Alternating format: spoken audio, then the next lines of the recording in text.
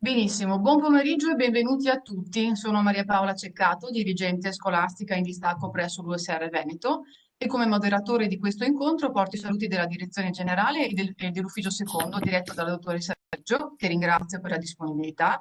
E mi permetto anche di fare una menzione particolare per la professoressa Menditto che ci assiste dietro le quinte, che si è prodigata incessantemente per la realizzazione degli eventi USR Veneto.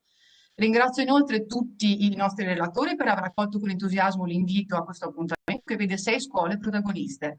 La dirigente, le docenti, le studentesse e gli studenti che interverranno saranno chiamati a raccontare come le rispettive istituzioni scolastiche di appartenenza sono riuscite a coniugare il fenomeno della didattica digitale integrata, nata nel 2020 a seguito della diffusione pandemica del coronavirus, con l'attività dei PCTO, che per ricordare soltanto la storia recente, riprende vigore con l'articolo 1, commi da 33 a 43 della legge 107 2015, la quale attraverso documenti come la Carta dei diritti e dei doveri degli studenti, in ASL e la guida operativa per la scuola, stabilisce tra le altre obiettivi e competenze trasversali, monte ore minimi, nonché un ingente finanziamento. Successivamente, la legge finanziaria 145 del 30 dicembre 2018 modifica la denominazione di ASL in PCTO, percorsi per le competenze trasversali e per l'orientamento, evidenziando e sottolineando ulteriormente il valore orientativo formativo dell'esperienza, sancito infine dalle linee guida PCTO pubblicate con il DM 774 del 4 settembre 2019. Senza indugio passo subito la parola alle scuole protagoniste di questo evento. Iniziamo con Verona, l'Anti di Villafranca, la professoressa Maria Iannuzzi, che ci racconta l'impresa formativa simulata. Non è ovviamente un'esperienza nuova per la vostra scuola. Prego, professoressa. Buongiorno a tutti, salve, sono la professoressa Iannuzzi, docente di tecniche professionali dei servizi commerciali presso il Carlo Anti di Villafranca. Insieme alla professoressa Chianese, referente del Simu Center Veneto, gestiamo e promuoviamo da oltre 10 anni gli IFS all'interno del nostro istituto. IFS è un progetto che si adatta benissimo a non soltanto un istituto professionale, ma a diversi indirizzi, in quanto noi ne siamo appunto la testimonianza. Nel nostro istituto abbiamo ben 4 indirizzi completamente differenti, a partire da un liceo delle scienze applicate ad un professionale. Condivido un attimo delle slide in maniera tale da, spero che si vedano. Dunque, l'impresa formativa simulata, ecco, si adatta perfettamente, quindi oltre agli indirizzi, anche alla didattica a distanza. Attraverso la didattica a distanza i nostri studenti sono stati in grado di realizzare il progetto degli FS, sia quelli iniziati e quindi terminare i progetti che ormai a marzo erano già su una buona strada.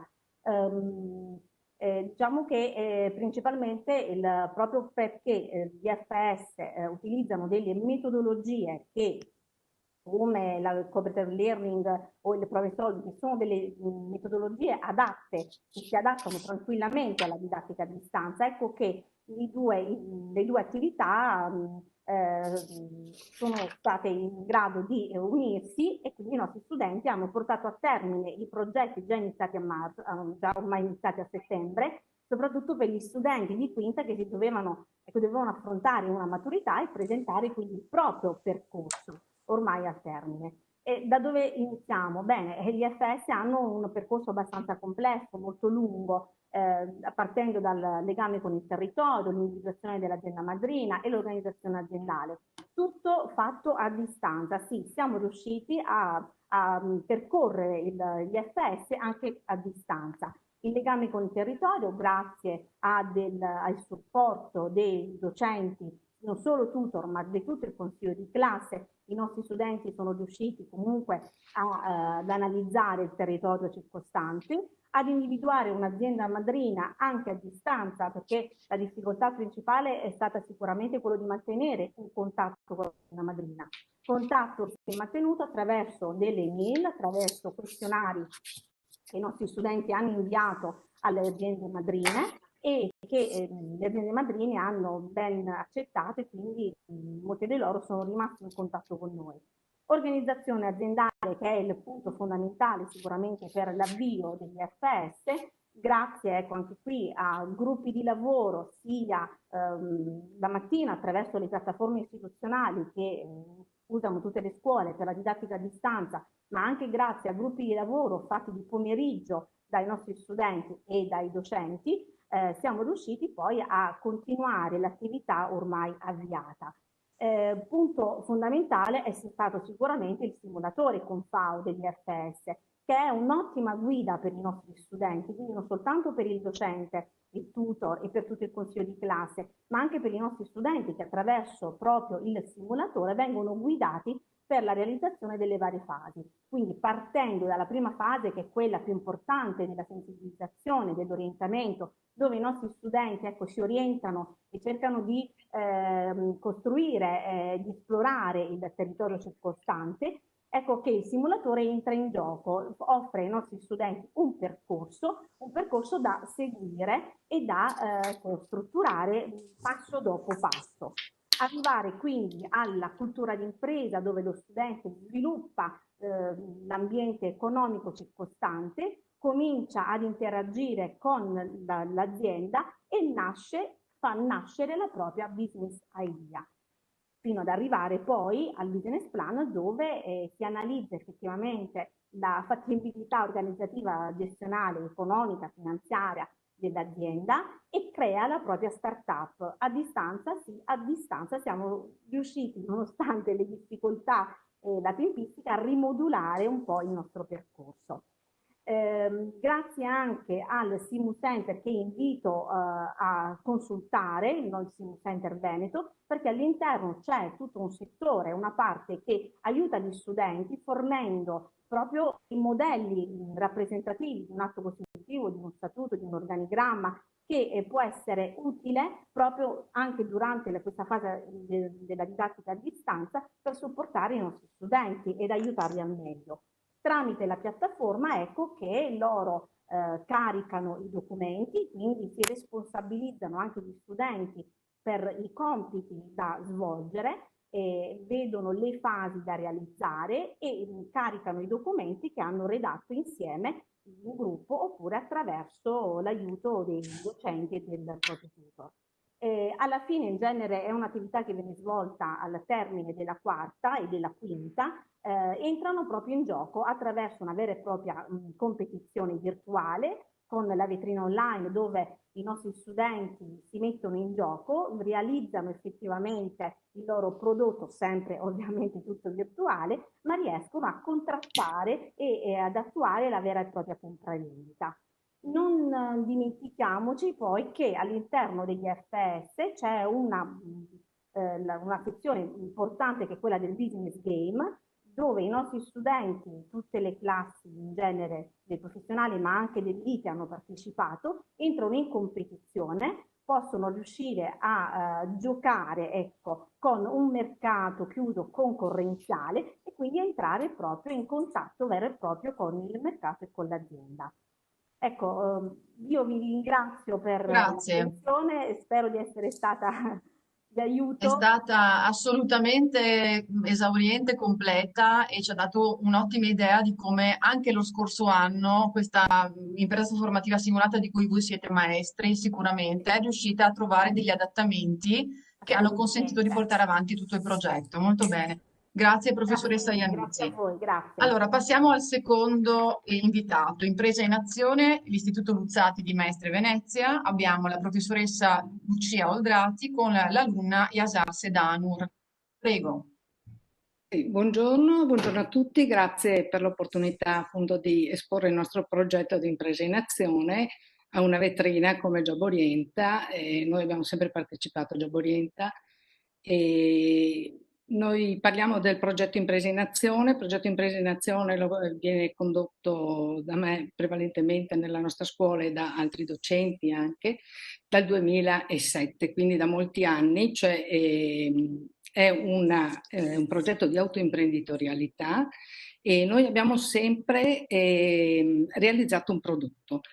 Quest'anno è stato un po' difficile la realizzazione proprio materiale del prodotto. Il progetto Impresa in Azione è svolto in collaborazione con Junior Achievement di Milano. I ragazzi hanno una formazione online che viene fornita da Impresa in Azione, da Junior Achievement, Quindi dopo di questa loro assumono i vari ruoli delle aziende e praticamente le aziende hanno affiancato i ragazzi da sempre. Noi abbiamo i volontari, i Dream Coach che vengono a scuola, quindi l'azienda è entrata nella scuola già 13-14 anni fa e collaborano assieme ai docenti, lavorano con i docenti. I ragazzi si relazionano con questi anche dirigenti d'azienda e soprattutto, per esempio, siccome assumono vari ruoli, c'è chi è amministratore delegato, chi il marketing, chi le vendite, si relazionano con il loro corrispondente aziendale. E dopodiché decidono quale prodotto. Di solito i prodotti che sono stati realizzati sono sempre stati prodotti sostenibili, perché abbiamo sempre pensato alla sostenibilità, quindi loro proprio realizzano il prodotto, quindi fanno un prototipo. Siamo arrivati anche a una brevettazione, anche a brevetti internazionali, e il bello è anche che noi, avendo vari indirizzi, riusciamo a far lavorare, collaborare i ragazzi di più indirizzi. Per esempio abbiamo fatto una bicicletta a pedalata assistita, quindi i ragazzi dell'indirizzo amministrativo hanno fatto tutta la parte economica, quelli dell'indirizzo meccanico invece hanno lavorato nelle officine per la realizzazione del prodotto. Quindi hanno soprattutto sviluppato capacità di team working, di public speaking, capacità di analisi e hanno sviluppato la creatività. È molto importante il ruolo del docente in questo progetto. Il docente deve motivare i ragazzi e l'anno scorso, anche gli anni precedenti, cioè i ragazzi per questo progetto sono impiegati per molte ore, a volte anche in orario extracurricolare, però lo fanno volentieri e lo abbiamo visto l'anno scorso. L'anno scorso noi praticamente da febbraio non ci siamo più incontrati a scuola e i ragazzi erano già partiti con il progetto, avevano già pensato al loro prodotto, che poi spiegherà magari Jasar, visto che ho piacere che sia lei, l'amministratore delegato dell'azienda. E praticamente improvvisamente ci siamo più visti, però che cosa è successo? È successo che Junior Achievement è stata bravissima e ci ha fornito una piattaforma, Coder Block. Con quella noi siamo riusciti ad arrivare alla competizione, la competizione regionale, poi abbiamo vinto e siamo andati alla competizione nazionale. Quindi i ragazzi non si sono mai staccati, anzi hanno sempre lavorato molto molto volentieri, molto motivati e i risultati si sono fatti vedere. E anche quando per dire si diceva sì, vabbè, ma anche se non partecipate, per esempio nella didattica, oppure si dice sì, tutti promossi, loro non hanno mai smesso di impegnarsi. Vorrei adesso appunto dare la parola direttamente ai ragazzi, quindi far parlare Jasar. Va bene, Jasar, a te la parola, prego. Salve a tutti, volevo presentare il nostro progetto che abbiamo portato al concorso e faccio una presentazione così vi parlo del prodotto. Sì, bene? Sì. Ok, Sì, perfetto. Jasar, ecco, proietta le slide, quelle che ritieni più importanti, e così ci fai vedere un po' la situazione in breve tempo. Perfetto. Con il progetto Tech Vision JA abbiamo partecipato al programma Imprese in Azione che è stato promosso dall'organizzazione appunto Junior Achievement. E la nostra mini impresa aveva un unico motto, ovvero un unico obiettivo che era quello di affrontare i 360 gradi di visione. La nostra sfida consisteva nel ridurre i limiti alla mobilità umana, riconosciuto anche dall'Agenda 2030 come obiettivo numero 11, e che venivano causati da problemi fisiologici, da ingombi frontali oppure semplicemente anche da distrazione, a cui abbiamo trovato una soluzione, ovvero una tecnologia infrarossa e buzzer che è in grado di rilevare ostacoli a una distanza di circa 2 metri con la capacità di emettere vibrazioni e suoni per rendere il tragitto il più sicuro possibile. Il nostro target, aveva un target principale che era persone ipovedenti. Durante tutta la definizione del prodotto abbiamo svolto un'analisi SWOT molto dettagliata per riuscire a migliorare il nostro prodotto prima di lanciarlo sul mercato e analizzando anche gli eventuali competitor, l'eventuale concorrenza e i loro prodotti per poterci in qualche modo differenziare dal mercato attuale. Il progetto è stato portato avanti con il metodo di design thinking, ovvero una prima fase di empatizzazione per poi definire, ideare, prototipare e infine testare. Il progetto è stato svolto appunto una piccolissima parte in presenza, ma successivamente a causa dell'emergenza Covid abbiamo dovuto continuare il progetto a distanza. Ci siamo trovati un po' in difficoltà perché oltre a dover portare avanti la normale formazione didattica curricolare online, dovevamo in più portare avanti un progetto non in presenza, però grazie allo spirito, alla grinta, alla voglia di portare comunque avanti questo progetto e non rinunciare a tutto il lavoro fatto precedentemente, ci siamo cimentati nell'uso appunto di nuove piattaforme digitali e siamo riusciti a raggiungere il nostro obiettivo, ovvero quello di presentare un prodotto alle competizioni regionali di impresa e nazione, vincere le regionali per poi cimentarci nelle competizioni nazionali di Biz Factory. Tutto il percorso è stato svolto a distanza con piattaforme digitali come Trello, G Suite, Meet, Zoom, con cui abbiamo appunto svolto riunioni, assemblee settimanali per fare il punto della situazione e organizzarci. E Block, appunto, come diceva la mia professoressa, che è stata una piattaforma molto bella che ha reso possibile l'evento, le competizioni nazionali e regionali.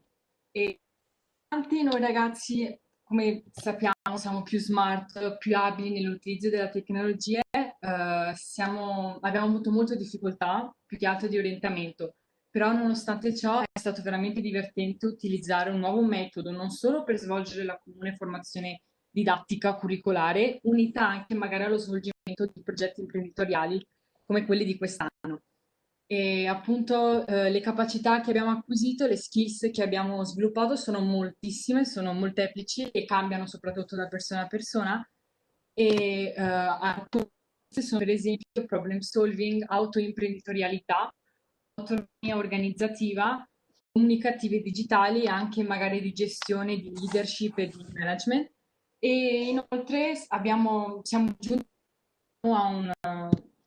a una frase che tutti noi della nostra classe diciamo molto spesso, che ogni problema che ti viene davanti, soprattutto quest'anno l'abbiamo vissuto con questa emergenza, non c'è nessun problema, non c'è nessun problema che ti esca davanti senza che non puoi trovare una soluzione praticamente. Quindi qualunque problema in poco tempo puoi farlo diventare un'opportunità.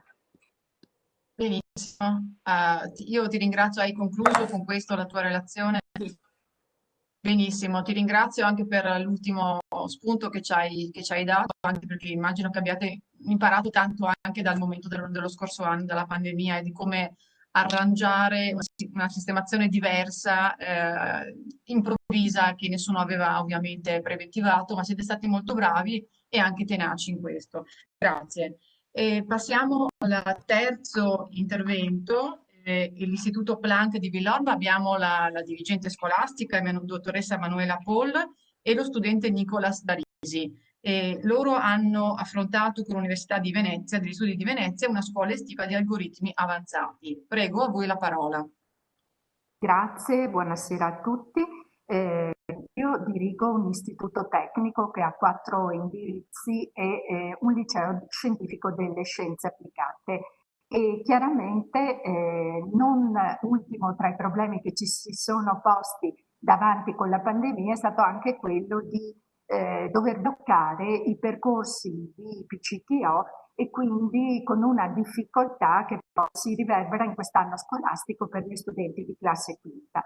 L'opportunità offerta dall'Università Ca' Foscari di Venezia, che è la scuola estiva di algoritmi avanzati 2020, ha permesso a circa una settantina di nostri studenti dalla classe terza di poter affrontare in 4 giornate un approfondimento dei linguaggi informatici e quindi una matematica di alto livello e il pensiero computazionale, che sono delle competenze indispensabili sia nel loro percorso scolastico che poi propedeutiche chiaramente all'inserimento nel mondo del lavoro.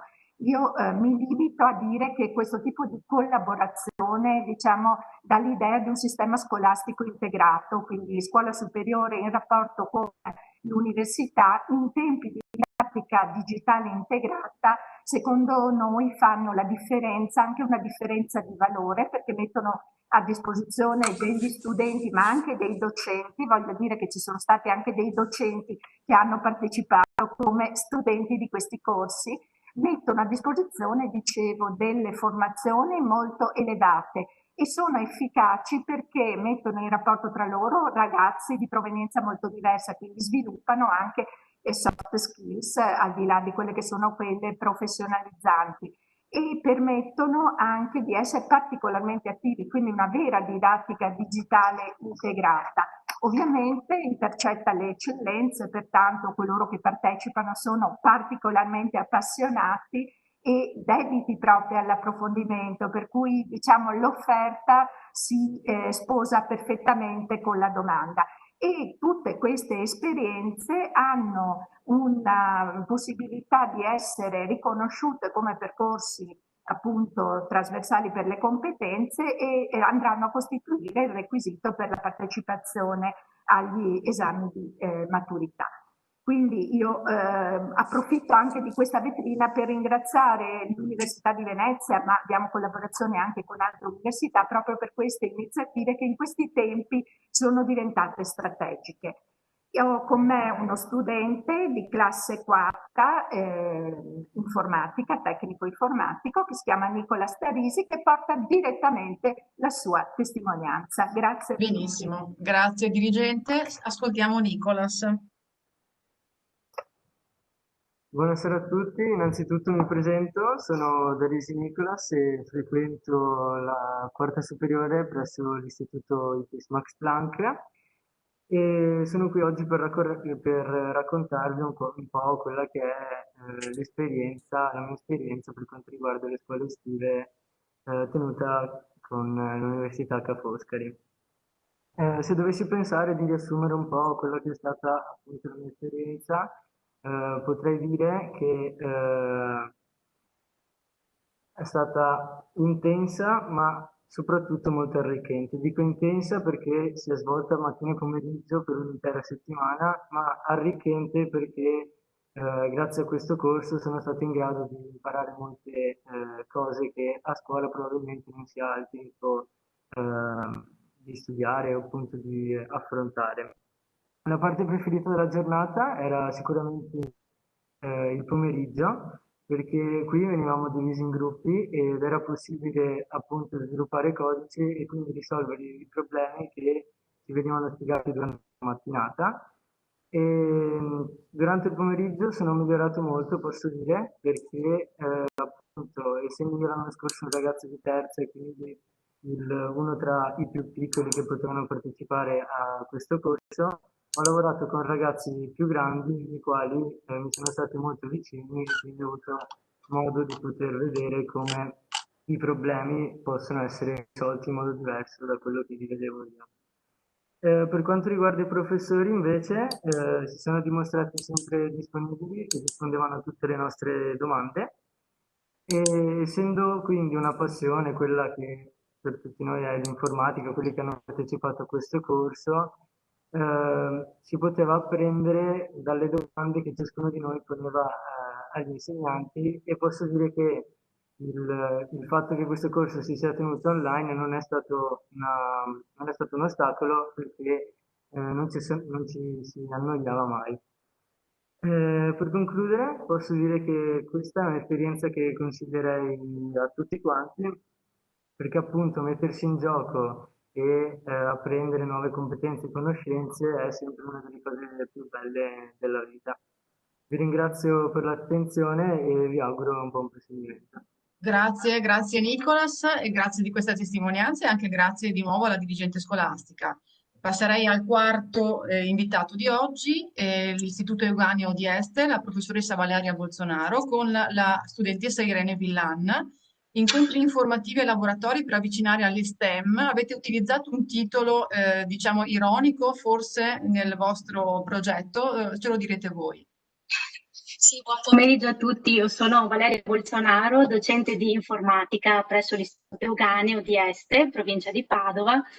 E il titolo del progetto, sì, è ironico, non l'abbiamo dato noi, è un progetto a cui abbiamo partecipato, si chiama Progetto NERD, acronimo di Non è roba per donne, punto di domanda.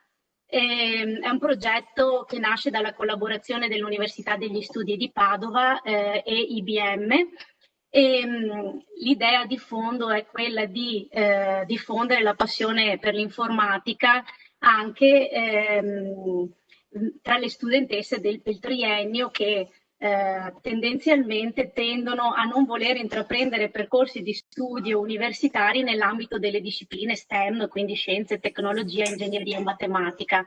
Anche nel nostro istituto devo dire che la presenza femminile in questi rami è nettamente inferiore rispetto alla presenza maschile, quindi questa è stata sicuramente un'esperienza molto importante e interessante a cui appunto Irene Villan, che è una mia studentessa, ha potuto partecipare.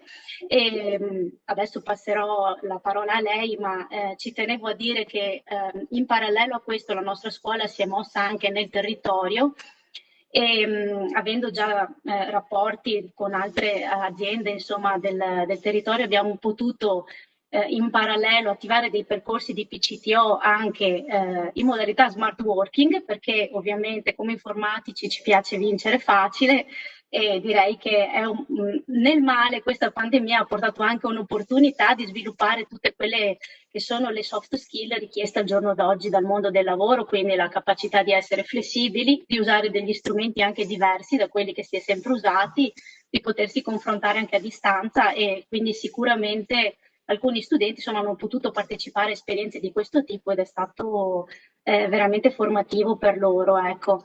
Lascerei la parola ad Irene che vi illustra brevemente il progetto a cui ha partecipato. Benissimo, grazie professoressa. Sentiamo Irene. Buon pomeriggio a tutti. Allora, ringrazio la professoressa Bolsonaro per questo progetto, perché durante questo progetto esposto dalla IDM di Padova ci ha appunto spiegato in 3 lezioni pomeridiane, quindi finita la scuola la mattina, al pomeriggio ci recavamo in sede a Padova, all'università, e facevamo delle lezioni dalle 2 fino alle 5 che ci spiegavano come veniva progettata questa chat box.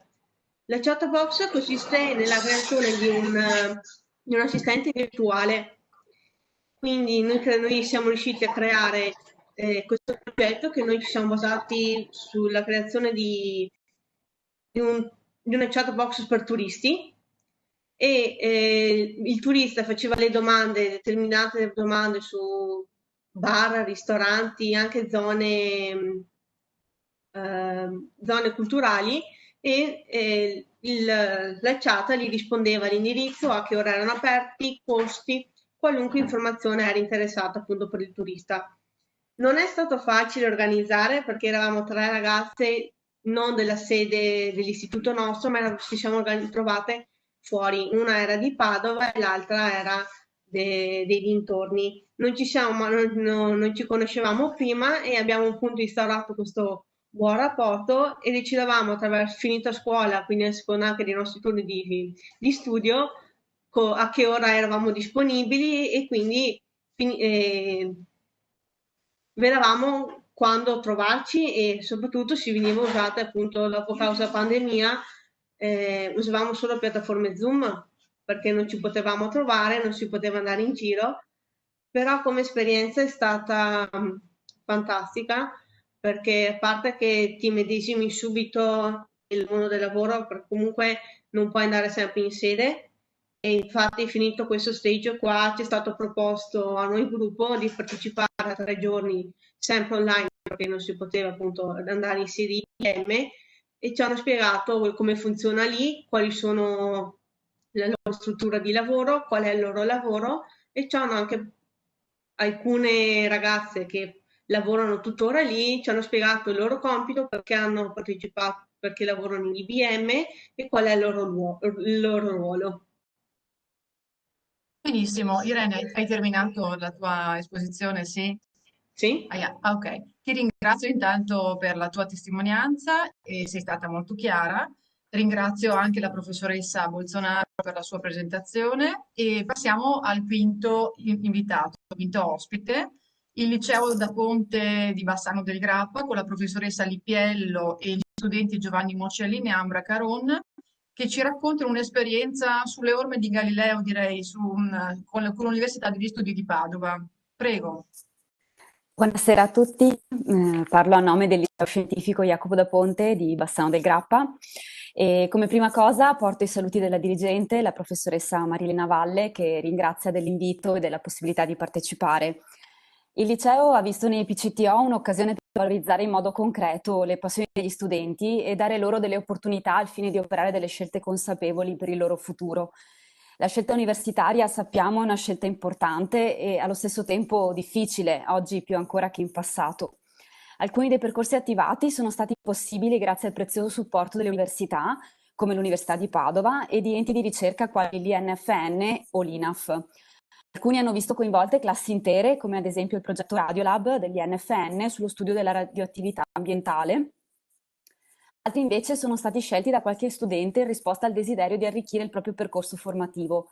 Infatti ora Ambra e Giovanni ci racconteranno del progetto Asiago proposto dall'Università di Padova in collaborazione con l'INAF. Buonasera, io sono Ambra. Il programma Asiago è durato 5 giorni per ognuno dei gruppi di noi ragazzi.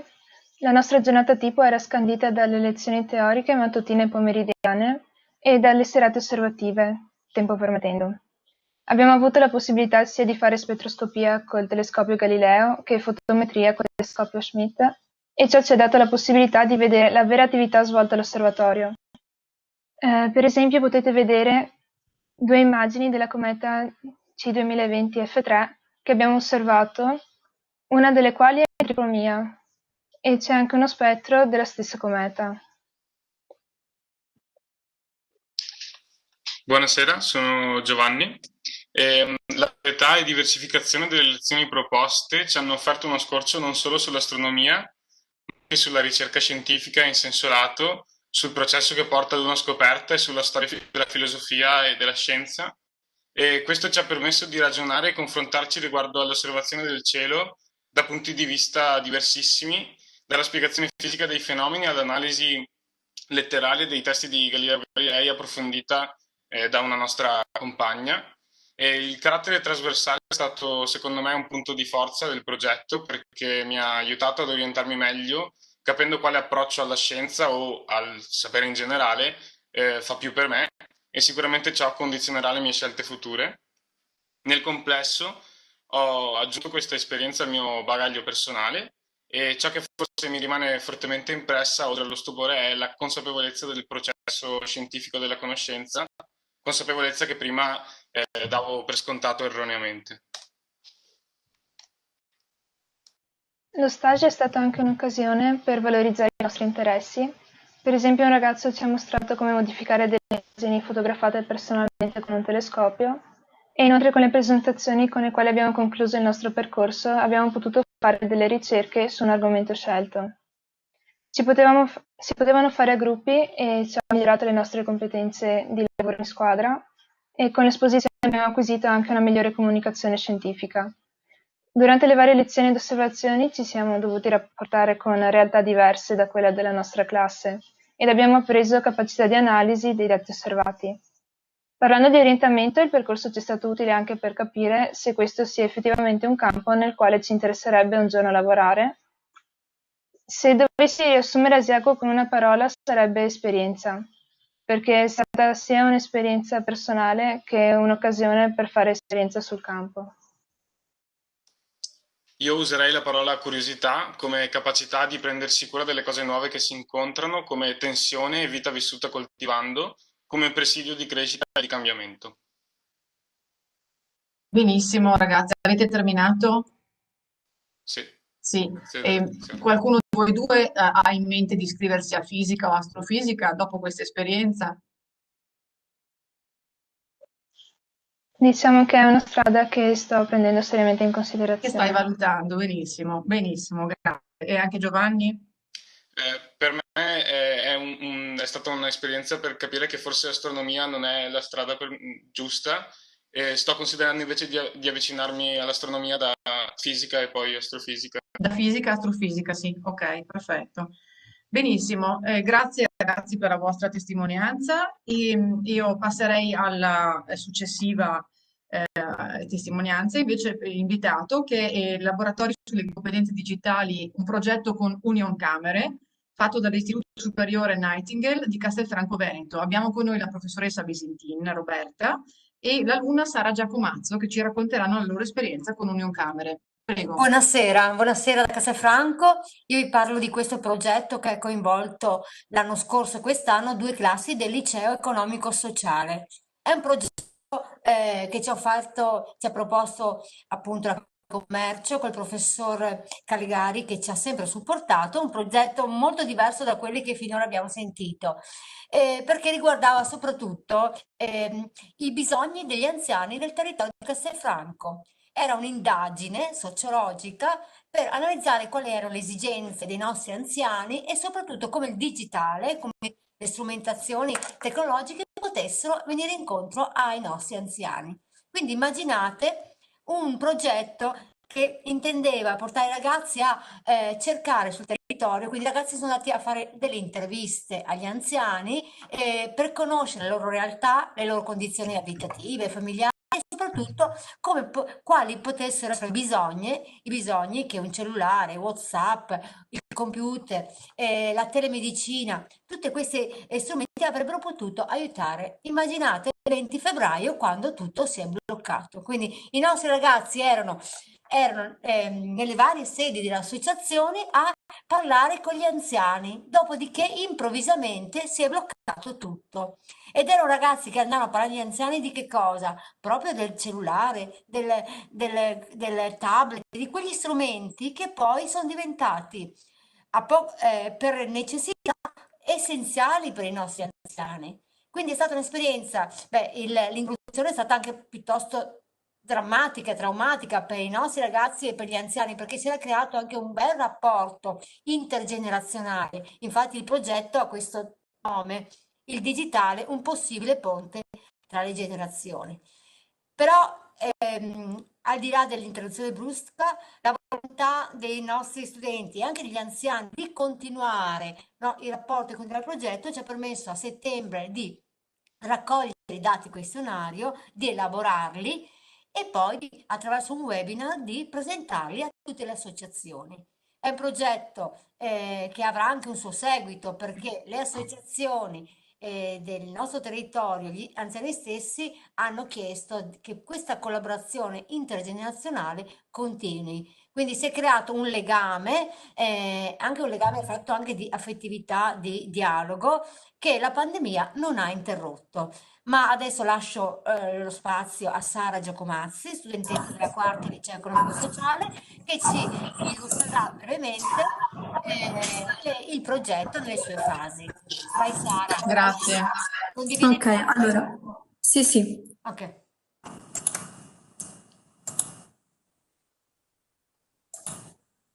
Ditemi se vedete. Non ancora, ma abbiamo fiducia. Ecco. Ok, perfetto, un attimo che ingrandisco. Allora, come ha appena detto la professoressa, il nostro progetto, il nostro è intitolato Digitale, un possibile ponte fra generazioni, progetto che ha coinvolto le classi terze e quarte, ora classi quarte e quinte del liceo economico-sociale dell'Istituto Nightingale di Castelfranco Veneto. Abbiamo appunto, come detto prima la professoressa, cercato di analizzare le diverse problematiche, i diversi bisogni degli anziani del comune di Castelfranco e cercando appunto di dare delle risposte a questi problemi attraverso strumenti di comunicazione e nuove tecnologie. Questo progetto è stato diviso in diverse fasi. La prima è stata una fase di formazione con diversi esperti, fra cui appunto il dottor Ganelli e il dottor Callegari, che ha supervisionato il progetto dall'inizio alla fine, e è stato un progetto che inoltre ha coinvolto diverse discipline come le scienze umane, il diritto, l'economia, ma anche la matematica. Poi da novembre 2019 a gennaio 2020 abbiamo iniziato la creazione del vero e proprio questionario, costituito da 65 domande divisi in diversi ambiti, famiglia e casa, aiuto reciproco, quindi se l'anziano era aiutato, ma anche se egli stesso dava sostegno e supporto ai suoi familiari, autonomia e relazioni, quindi le azioni che l'anziano in cui si sentiva autonomo e invece quelle in cui aveva bisogno di sostegno, e relazioni che andavano anche fuori, al di fuori del circolo familiare. I mezzi di comunicazione, quindi il loro rapporto con quello che è il mondo di internet, ma anche con le diverse tecnologie, l'importanza del ricordo e la salute e i servizi. Poi da gennaio a febbraio 2020 appunto ci sono state queste interviste che però sono state bloccate e abbiamo intervistato in tutto 97 anziani. Questo non è diciamo, il numero che ci eravamo previsti di raggiungere, però è stato comunque un grande traguardo perché comunque Castelfranco in quanto città piccola diciamo che in questo numero ci ha comunque soddisfatti. Vabbè, qua ci sono delle foto appunto in cui un gruppo di ragazzi è andato a intervistare gli anziani in un'associazione. Poi, vabbè, come ha detto la professoressa, siamo stati bloccati appunto dall'emergenza Covid, però siamo riusciti a riprendere tutto quanto fortunatamente a settembre con la tabulazione e l'analisi dei risultati sempre di febbraio, e qua abbiamo applicato le nostre competenze riguardante la statistica, quindi applicando qua appunto altre materie come appunto la matematica. Poi il 14 ottobre 2020 abbiamo presentato e discusso appunto riguardo i risultati in un webinar aperto al territorio. Alcuni dei dati che abbiamo presentato e rilevato appunto da queste interviste sono, innanzitutto che questi anziani ricevono visite assai frequentemente, come mostra il grafico, almeno un giorno a settimana. Poi abbiamo analizzato i loro passatempi dentro e fuori casa. Principalmente dentro casa essi si dedicano alla lettura, guardano TV, ma si dedicano molto anche al giardinaggio, alla cura dell'orto e alla cucina, mentre fuori casa c'è la preferenza di passeggiate e giri in bicicletta, però molto importante anche il dato riguardante la partecipazione a circoli e associazioni. La metà degli intervistati dichiara di mantenere comunque un contatto molto frequente con i familiari che abitano lontano da loro, contatto che appunto è mantenuto tramite questi strumenti digitali. Poi appunto a proposito di digitale abbiamo analizzato il loro rapporto con internet e abbiamo rilevato che quasi il 62% degli intervistati utilizza questo mezzo e il 70%, scusate, di questo 62% utilizza internet anche più di una volta al giorno, quindi comunque vi è un uso assai frequente di questo mezzo. Inoltre, per quanto riguarda l'ambito salute, la maggior parte degli anziani dichiara di avere uno stato di salute molto buono o abbastanza buono, dato assai positivo, però diciamo che per quanto riguarda i bisogni principali che sono stati espressi appunto durante le interviste sono quelli riguardanti le visite mediche e comunque gli esami o l'assistenza farmacologica.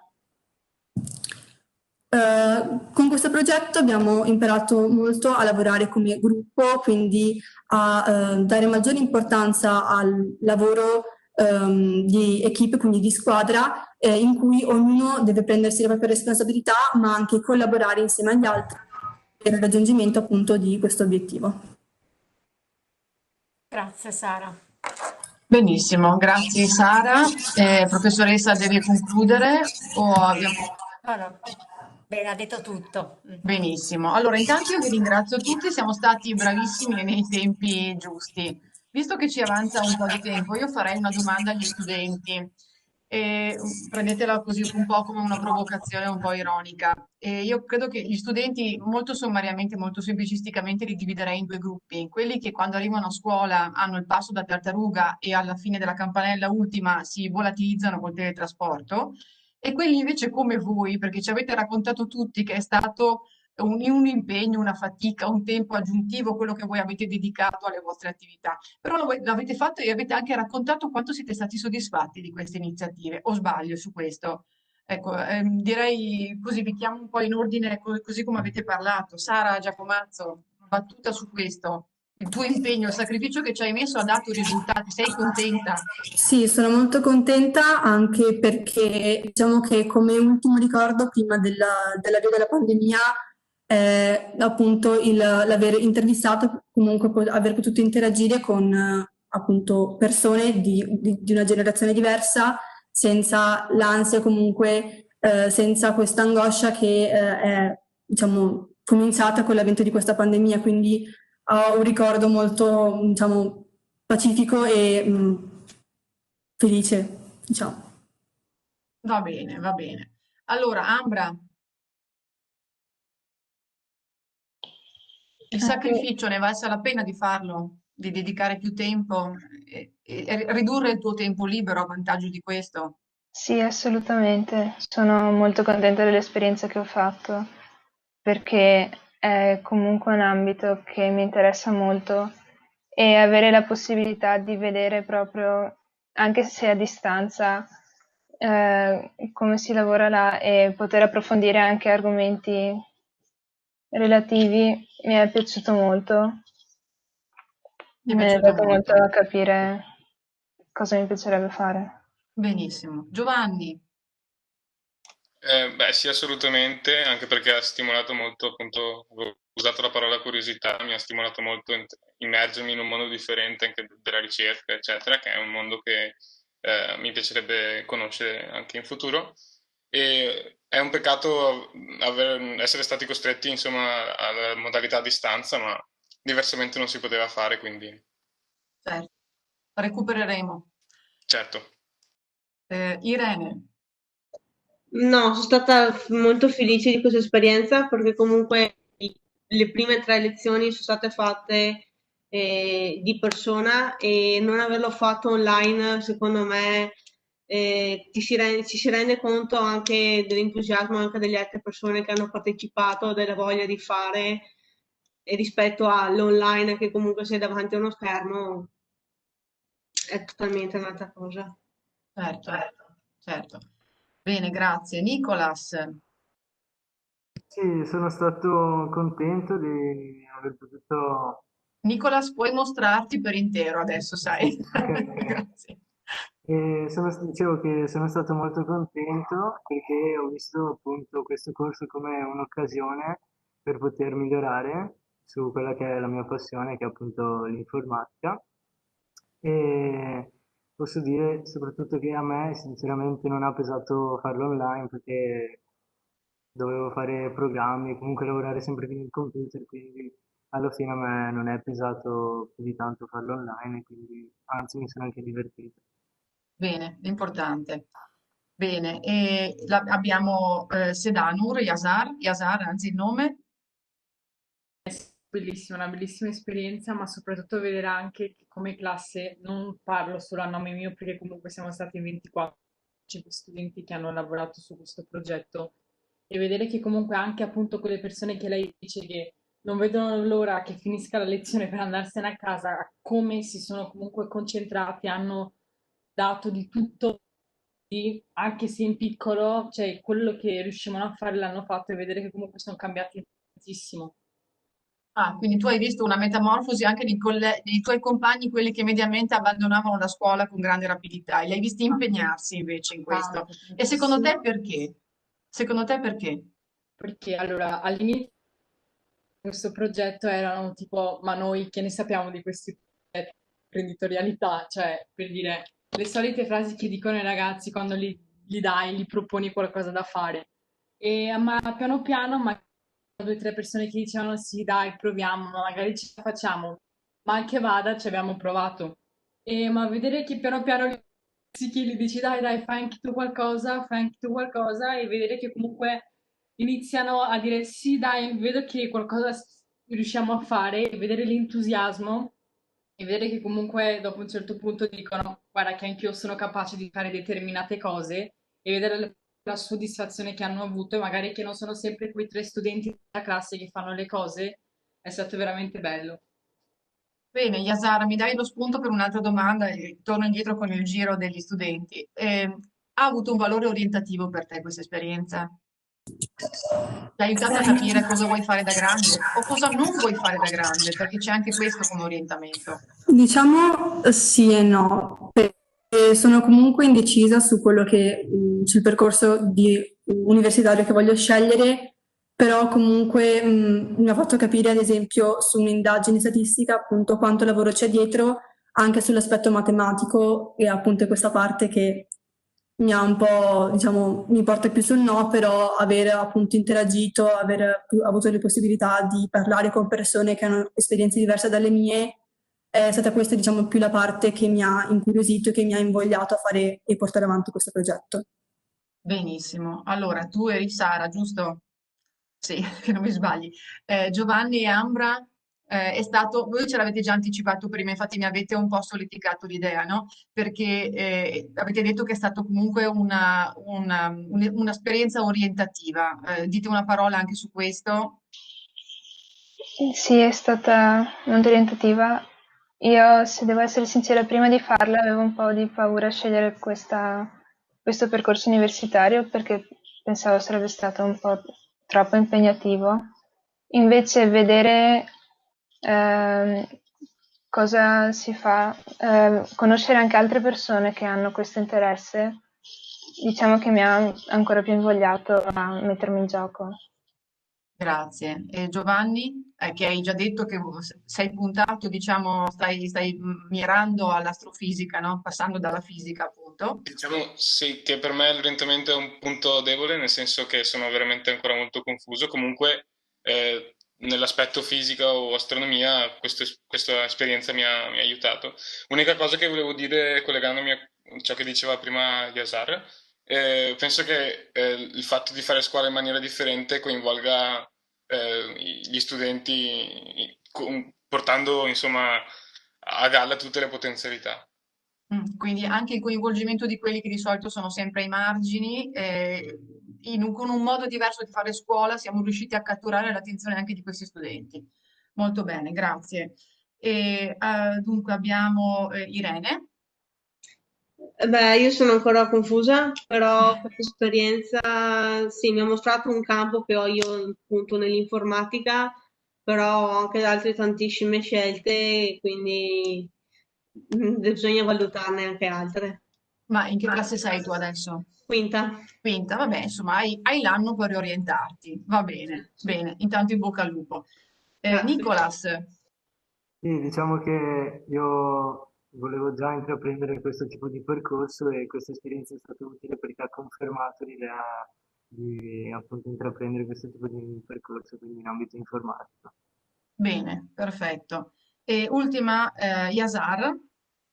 E io appunto faccio la scuola di economia commerciali e comunque questo progetto mi ha reso molto più autonoma di quello che ero e magari per adesso non so ancora cosa voglio fare, però mi ha dimostrato certe capacità che non sapevo di avere e quindi mi ha arricchito molto da questo punto di vista, poi vediamo cosa succede più avanti.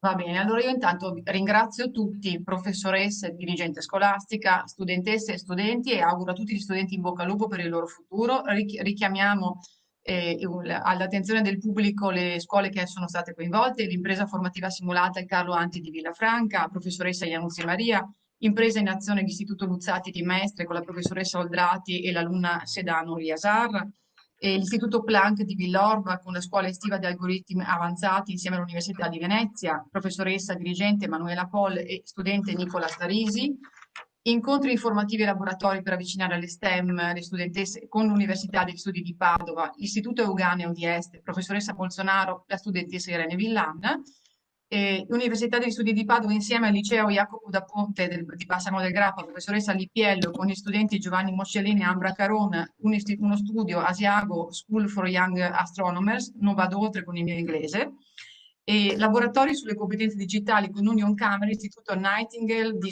Castelfranco-Vento, professoressa Visintin e una Sara Giacomazzo. Io ringrazio tutti per la partecipazione e per i contributi che ci avete fornito e auguro a tutti una buona prosecuzione dell'incontro.